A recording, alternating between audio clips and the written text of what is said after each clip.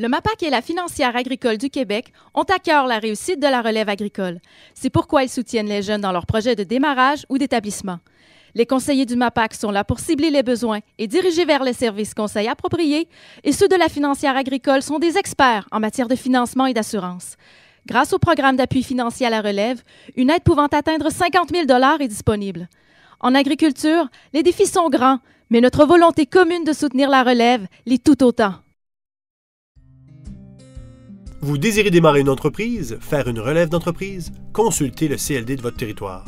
Vous profiterez de l'accompagnement et d'une aide technique au plan d'affaires, ainsi qu'à la recherche de financement et d'un suivi personnalisé à la réussite de votre croissance. La Fédération de l'UPA de la capitale nationale Côte-Nord et ses syndicats locaux sont fiers de soutenir le dynamisme et la diversité agricole de la région.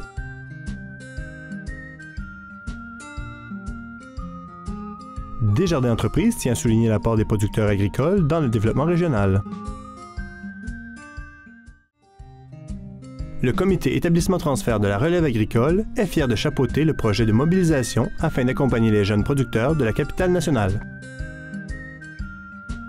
Le service de fiscalité et de comptabilité de la Fédération de l'UPA de la capitale nationale Côte-Nord est heureux d'appuyer la réalisation de cette série agricole.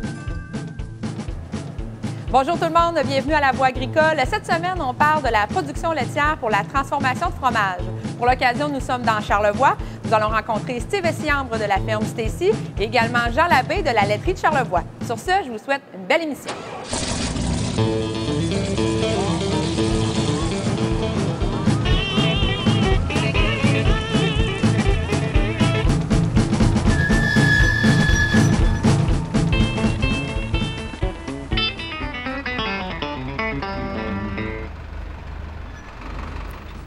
De nos jours, au Québec, on trouve environ 350 variétés de fromages. C'est dire que l'intérêt pour le lait et les produits laitiers en général est vraiment présent au Québec. C'est une histoire qui est très ancienne. En fait, ça remonte vraiment au début de la colonisation française. Saviez-vous que dès les premières installations ici, les colons avaient à cœur de peupler la colonie avec un cheptel animal, un cheptel bovin très important, notamment pour la boucherie, pour le trait également, mais aussi pour la traite pour obtenir du lait. On était très friands de produits laitiers à l'époque, notamment du beurre. On cuisinait beaucoup au beurre. C'est sans doute un héritage de nos racines normandes et bretonnes. Avec la conquête anglaise, le goût pour les produits laitiers va quand même se perpétuer. Mais les Britanniques vont amener avec eux de nouvelles technologies et de nouvelles façons de faire pour produire du lait, notamment l'habitude de nourrir les animaux avec du navet pour favoriser la lactation des vaches. Ensuite, avec le début de la mécanisation, on va évidemment apporter de nouvelles façons de faire dans les procédés de traite, de production et aussi de transformation du lait. Naturellement, ça va se répercuter aussi dans toute la chaîne de transformation et aussi au niveau des fromages. Pendant longtemps, ça va quand même être aux mains de grandes entreprises, mais on va voir dans les années 1970 une reprise d'un mouvement d'intérêt pour les terroirs du Québec, ce qui fait que de nouveaux producteurs, des micro-fromagers par exemple, vont commencer leurs activités et vont se mettre à diversifier les types de fromages qu'on peut faire ici, à partir de lait de vache bien sûr, mais on va se mettre à expérimenter aussi à partir de lait d'autres animaux. On va se mettre à expérimenter avec le lait de vache, le lait de chèvre, le lait de mouton également. Et ça va donner toute cette belle variété dont aujourd'hui on peut disposer sur nos tables.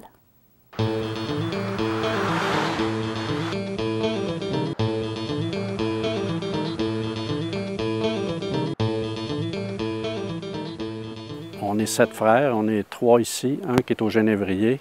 Les autres étaient à l'extérieur. Moi, j'ai été à l'extérieur une partie de ma carrière. Je suis revenu il y a une quinzaine d'années. On travaille en collégialité ensemble. On a des conseils d'administration qui sont plus des conseils familiaux, mais on a des conseils d'administration quand même. C'est quelque chose qui, pour nous autres, est important. On est sur la ferme familiale, donc on est sur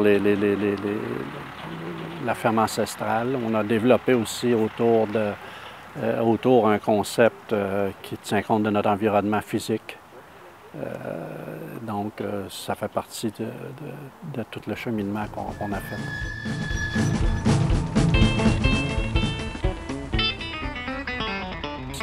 Et graduellement, on a intégré à 1, 2, on est rendu à 4 personnes intégrées.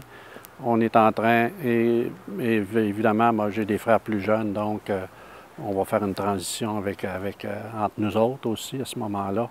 Et on est en train de organiser la structure financière et la structure fiscale pour faire une transition en douceur. Parce que tu ne peux pas laisser complètement de côté l'organisation, le travail. Nous autres, c'est une entreprise 7 jours par semaine, 20 heures par jour. Donc, lorsque les gens sont en congé, il faut que l'entreprise continue. Le lait arrive à tous les 2 jours. C'est la même problématique qu'un agriculteur. On doit être en opération tout le temps, puis on doit être en mesure de répondre aux demandes des gens. C'est de s'être démarqué,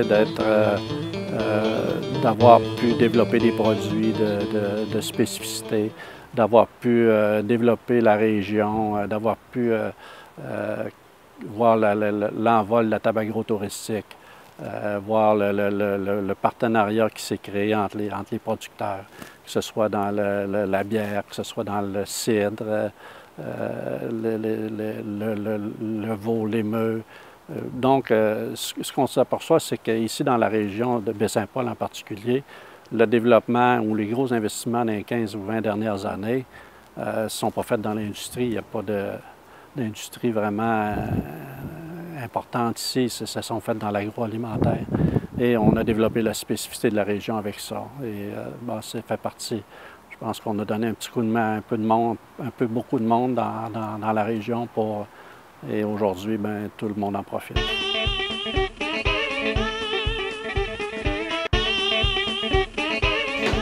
Avant 1950, il y avait des fromageries dans tous les rangs du Québec. Il y en avait 1600 et plus. OK.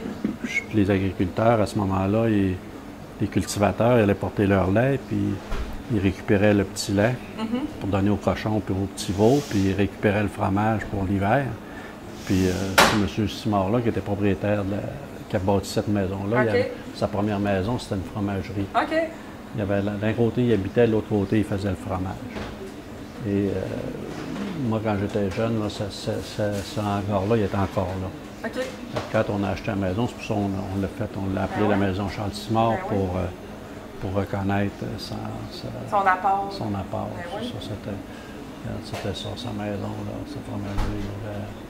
Puis Marie-Alice Simard, c'est sa fille? C'est sa fille. OK. Elle est encore vivante, elle demeure à Baie-Saint-Paul, elle a 105 ans. Puis elle demeure toute seule dans sa maison. Elle a 105 ans? Elle a 105 ans. Il y a quelqu'un qui l'a vu encore à l'épicerie la semaine voyons passée. donc. Ouais. Madame est venue là, quand on a inauguré la maison, elle venait d'avoir 100 ans. Ben voyons donc. Avec 105 ans.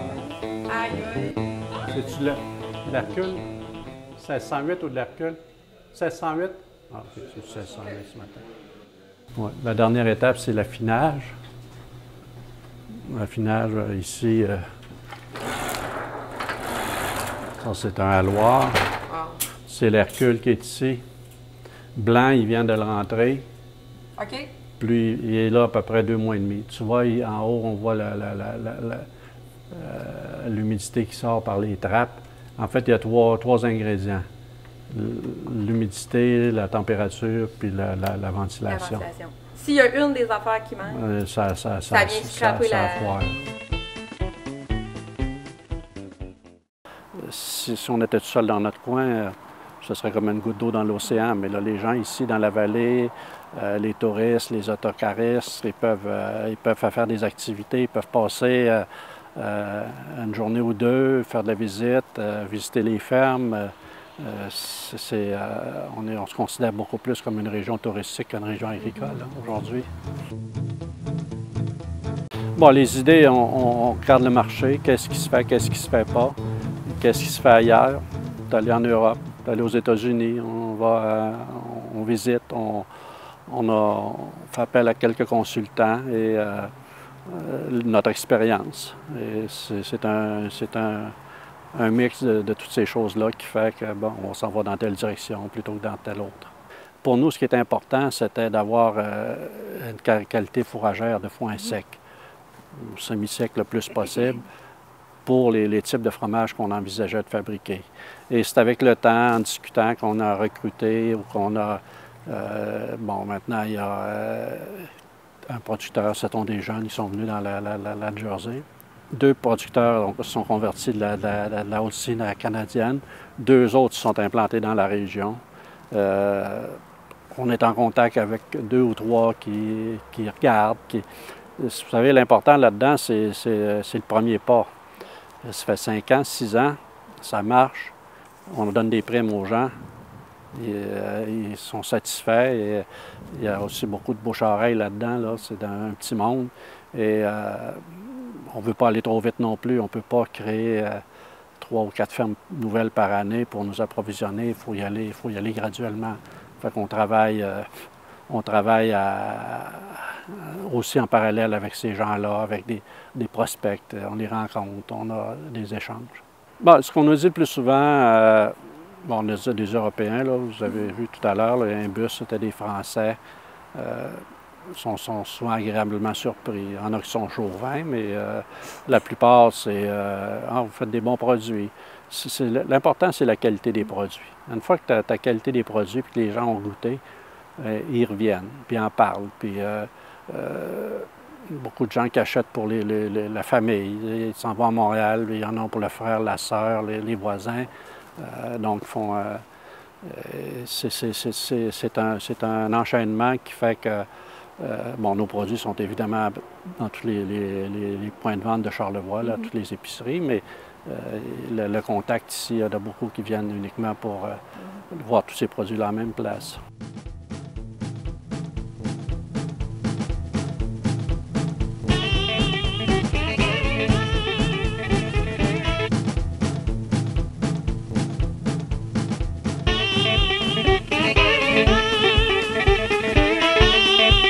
Depuis 2006 qu'on est en production, on transforme le lait, presque la totalité du lait de la ferme, puis on transforme aussi la totalité du lait d'une ferme d'un jeune agriculteur qui a démarré ses activités pour les besoins de la fromagerie. Alors, la ferme Mafix, François-Xavier Masson, qui lui produit du lait de brebis puis du lait de chèvre. Là, on a la particularité de faire que des fromages au lait cru. Ici, la ferme est certifiée biologique depuis plusieurs années déjà. On a commencé le processus de certification à la fin des années 80. Ça fait 27 ans qu'on travaille en régie biologique. À ce moment-là, au milieu des années 80, il y avait un certain engouement pour les produits bio. Puis on fait partie de ce groupe-là. Il n'y en a pas resté énormément qui ont continué. Plusieurs ont changé leur pratique, par contre. Nous, on a continué comme quelques-uns dans la région.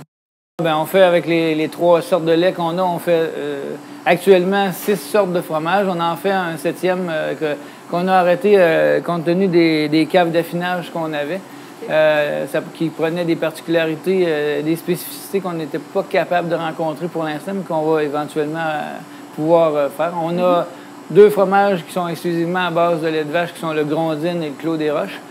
Le Grondine est une tomme. Le Clos des Roches, c'est un fromage à pâte pressée cuite qui est affiné pendant 1 année, qui est assez intéressant.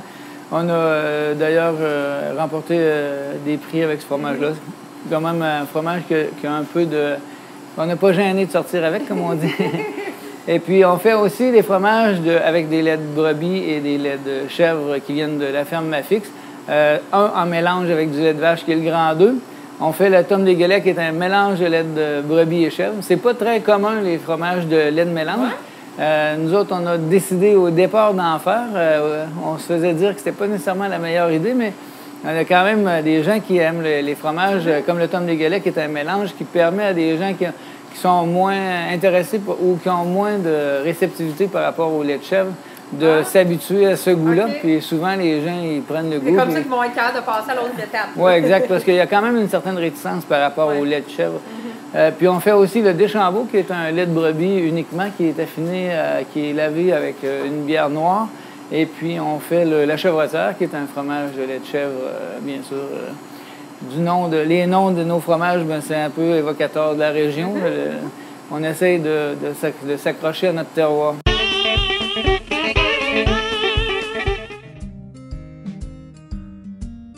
L'équipe de la Direction régionale de la capitale nationale du ministère de l'Agriculture, des Pêcheries et de l'Alimentation, fière accompagnatrice de la relève agricole dans la région.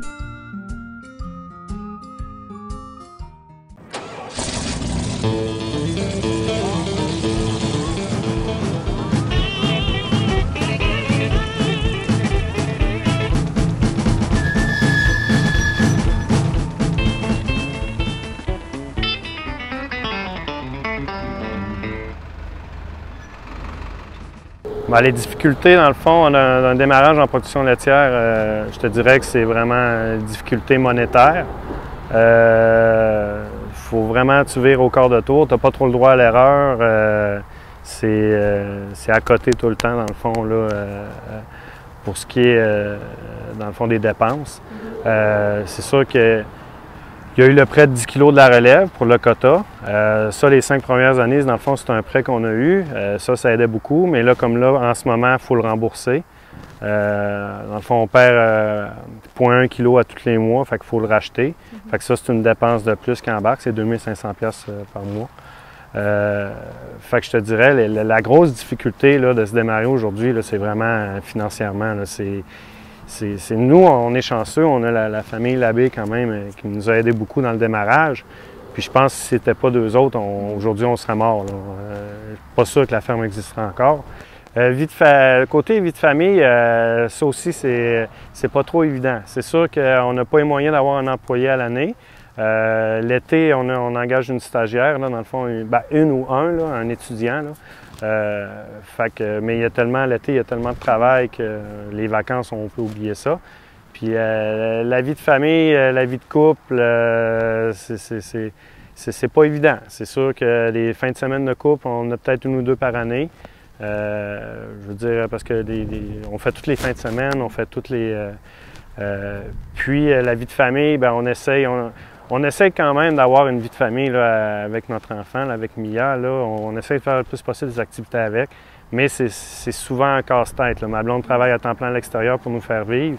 Puis nous, bien, la ferme, dans le fond, tous les revenus qu'on fait, c'est pour essayer de payer les dettes. Puis payer. Fait que, je veux dire, faut en faire beaucoup nous-mêmes, parce que tu parlais des difficultés, puis modifier les bâtiments, tout ça.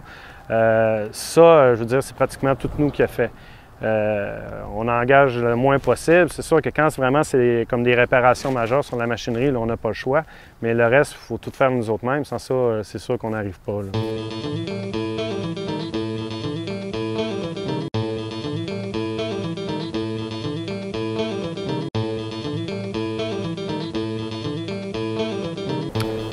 Grosso modo, c'est une race qui a un potentiel pour le lait fromager. Moi, quand la famille Labbé m'a approché pour me partir en production laitière, ils m'avaient approché pour la race canadienne. Moi, j'avais plus un intérêt pour la Jersey. Je leur ai expliqué, je leur ai présenté les avantages. Comme je parlais, le lait fromager, les composantes sont vraiment élevées. Tu vas avoir plus de gras, plus de protéines dans le lait.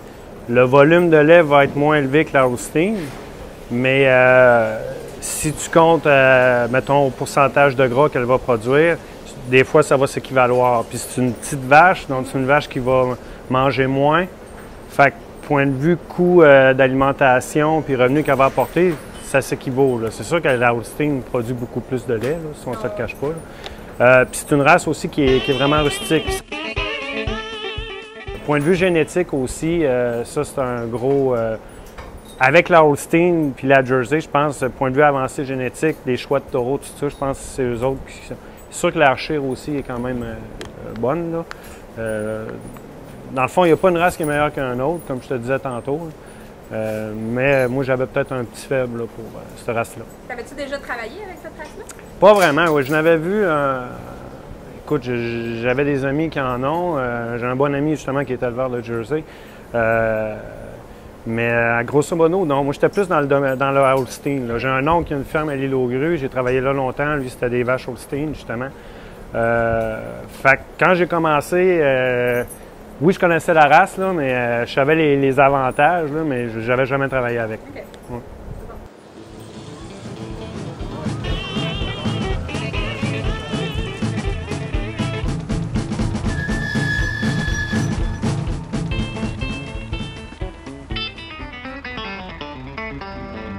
Puis l'exposition, ben, c'est une place que je peux rencontrer. Je revois mon monde avec qui je me tenais quand j'étais sur la Rive-Sud. Puis j'en vois beaucoup d'amis qui font de l'exposition. Puis toi, c'est une chance pour moi d'échanger avec des éleveurs de Jersey aussi. Parce qu'on ne se le cache pas, là, le bassin de Jersey dans Charlevoix, il y en a un, c'est moi. Fait que souvent, ça me permet un peu d'avoir des trucs, discuter de la race, les nouveaux taureaux, la nouvelle génétique, qu'est-ce qui est bon, qu'est-ce qui n'est pas bon.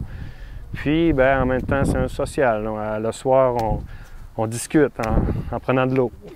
Oui, c'est ça, oui. Oui, s'impliquer, c'est un peu se mettre sur la map, puis dans le fond, savoir un peu ce qui se passe dans ta région. Là. Ça, c'est quand même assez important. Je veux dire, j'ai été dans l'UPA, j'ai été un peu dans la Société d'agriculture. En arrivant, je me suis impliqué dans la relève avec... là, il y en avait plusieurs, là, mais surtout avec Maxime Tremblay, là, qui était président. On essayait de remonter le groupe de relève, puis aujourd'hui, c'est bien parti. Il y a un groupe vraiment qui est dynamique. Après, j'étais impliqué sur le CA de Jersey Québec, sauf que ça, j'ai lâché parce que c'était quand même assez difficile. Les réunions étaient à Saint-Hyacinthe, puis il fallait que ma blonde prenne congé à la job pour me remplacer. Fait que ça créait des petits conflits des fois, là. Fait que ça, j'ai laissé tomber. Puis là, ben, j'étais impliqué dans le CAB. Puis c'est un petit social aussi. Ça me permet de voir le monde de la place. Puis, parce qu'on sort pas souvent. C'est une raison pour sortir. Oui, c'est ça. Ça fait une raison pour sortir. Bien, dans le fond, c'est ça. Le fromage Hercule de Charlevoix, le lait qu'ils prennent pour faire ce fromage-là, c'est 100%, ça vient de la ferme ici. Tout le lait est transformé pour faire le fromage Hercule. Pour ce qui est des caractéristiques, l'alimentation, il faut que j'essaye, je dis bien essaye, le plus possible de soigner avec des fourrages secs. Mais tout dépendamment de la météo, les étés qu'on peut avoir, comme cet été justement, qui a eu beaucoup de pluie, ça a été très difficile de faire seulement du foin sec. J'ai quand même réussi à faire de quoi de pas pire, mais on fait ce qu'on peut avec ce qu'on a, là. Mais la grosse particularité, c'est ça, c'est de soigner au fourrage sec avec un troupeau 100% Jersey. L'ouvrage, là, on partait vraiment de loin. En quelle année tu as refait ça? 2006. 2006. Aïe, hein? Ça c'est où c'est la laiterie, justement. OK. Ça, c'est le bureau, c'est le corridor d'entrée ici. Hey. Ah, il fait de l'ouvrage? Ah non, ici, il y a eu l'ouvrage, c'est terrible, tout ce qu'il y a eu comme ouvrage. Ah, t'es petit bébé, ça? Ouais. Il s'était-tu cassé une dent? Ouais, ben plus fêlé, là, il avait tombé des escaliers. Ils l'ont bien vu.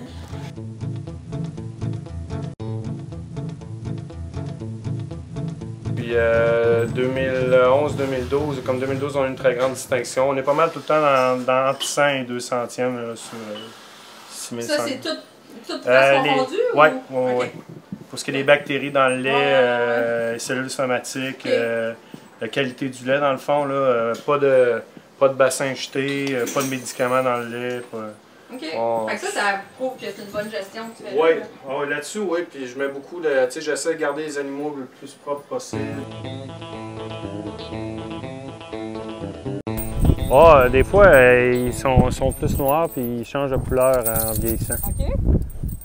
Justement, elle était toute noire quand elle était jeune. Oui, elle était en train de changer de couleur. Ça peut arriver des fois une Jersey qui va être grise, puis en une semaine ou deux, là, à un moment donné, pouf, tu te rends compte qu'elle est rendue beige.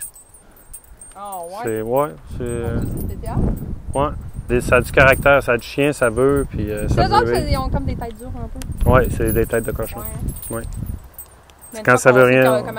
Ouais, ben c'est ça. Mais quand ça veut rien savoir, ça veut rien savoir. C'est spécial. J'ai rarement vu ça. Ah ouais? Ben, il y a une expression boquer comme une Jersey, puis c'est vrai. C'est ça. Ben, arrête de faire ta Jersey. Là. OK. Ah, ouais. Fait qu'on peut employer ça, cette expression-là? C'est spécial. Quand ils veulent. J'ai vu des choses, j'avais jamais vu ça. Se coucher à terre, puis gars, je me lève plus, puis. Il voulait pas se lever, puis on restait là. Il se couche, puis regarde, tu feras ce que tu veux, moi je me lève plus. J'ai pas de Holstein, j'ai pas de Canadienne, j'ai pas de Brunswick, Archer, non. C'est 100% Jersey. Puis, ben, c'est comme j'expliquais tantôt, la race. Pour ce qui est du fromage, là, ça, on m'enlèvera pas l'idée de la tête, c'est la meilleure race. Okay. Le rendement fromager, la qualité du lait pour le fromage, les composantes. Qu'est-ce que ça prend pour faire l'Hercule, justement, comme composante dans ton lait? Bien, je te dirais, pour ce qui est de la moyenne du troupeau, pour ce qui est du pourcentage de gras dans le lait, je me situe tout le temps environ à 5 % de gras et plus. J'ai déjà été à 6, 6,5. J'ai déjà topé à 6,5, mais là, ça, c'est plus rare. Puis pour ce qui est de la protéine, on peut parler d'un pourcentage de 3,9, 4 4,1 de protéines. Puis ça, je pense qu'en tout cas, pour ce qui est de la fabrication du fromage, c'est un plus. C'est sûr, je ne suis pas fromager, là. Je ne suis pas tuteur de lait, mais je sais que quand je discute beaucoup avec Dominique Labbé, qui est le fromager de la laiterie, puis lui, il disait que justement la race Jersey, pour ce qui est de la fabrication du fromage, était à 15-20 ans là, en avance. Là.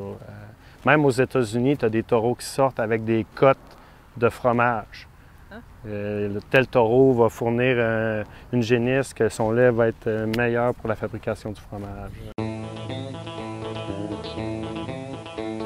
En tout cas, dans mon cas, je peux pas parler pour les autres, je suis pas au courant de toutes les histoires, là, mais dans mon cas, il n'y a vraiment pas de problème avec le voisinage. Puis c'est quand même une petite ferme, donc c'est pas moi qui va étendre le plus, mais malgré que même si tu as une grosse ferme, c'est pas parce que tu es gros que tu vas polluer. Là. Tu peux en avoir des petits qui vont polluer plus que des gros. Là. Fait que non, je pense pas vraiment qu'il y a un problème de cohabitation dans Charlevoix. Puis je pense que le monde de la place sont conscients qu'on a besoin justement de l'agriculture, des paysages justement agricoles, là, les animaux. C'est vraiment un secteur qui est important, je pense, pour la région.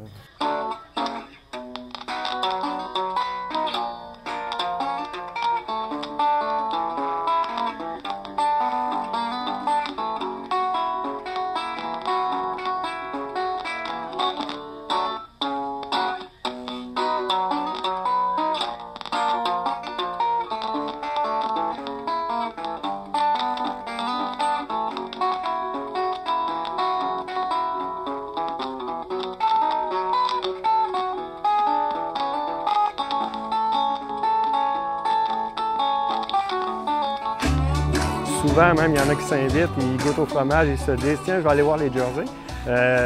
Mais ça ne me dérange pas, ça fait partie un peu du monde touristique. Là. Je peux pas... on a besoin de ça, là, je veux dire. Là, on a besoin de la clientèle pour acheter ce fromage-là. Là. Je veux dire, j'ai besoin des Labbé, mais les Labbé aussi ont besoin de moi. Puis, on a besoin d'une clientèle pour acheter ce fromage-là. Puis, je pense que les touristes, bien, ça fait partie de la game. Puis oui, ça va arriver souvent qu'il y en a qui viennent voir.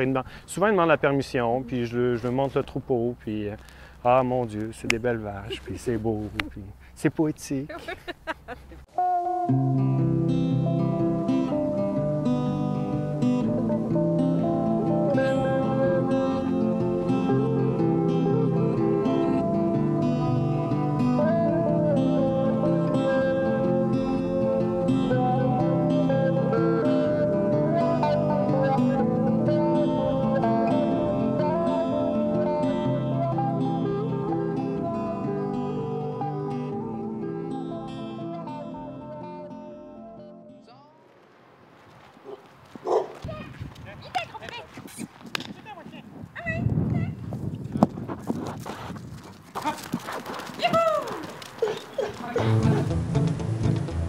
Merci d'avoir été des nôtres pour cette émission de La Voix agricole. Merci également à nos invités de cette semaine. Et je vous rappelle que la vache Jersey donne un lait avec un haut taux pourcentage de gras et de protéines. C'est ce qui fait la différence avec le fabuleux fromage l'Hercule de Charlevoix.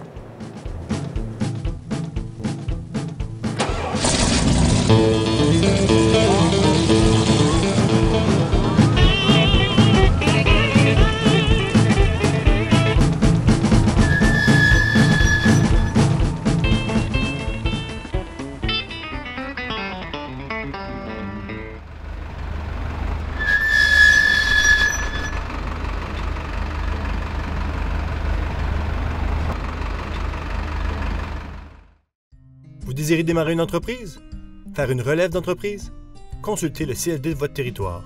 Vous profiterez d'un accompagnement et d'une aide technique au plan d'affaires, ainsi qu'à la recherche de financement et d'un suivi personnalisé à la réussite de votre croissance. Le MAPAC et la Financière agricole du Québec ont à cœur la réussite de la relève agricole. C'est pourquoi ils soutiennent les jeunes dans leurs projets de démarrage ou d'établissement. Les conseillers du MAPAC sont là pour cibler les besoins et diriger vers les services conseils appropriés, et ceux de la Financière agricole sont des experts en matière de financement et d'assurance. Grâce au programme d'appui financier à la relève, une aide pouvant atteindre 50 000 $ est disponible. En agriculture, les défis sont grands, mais notre volonté commune de soutenir la relève l'est tout autant.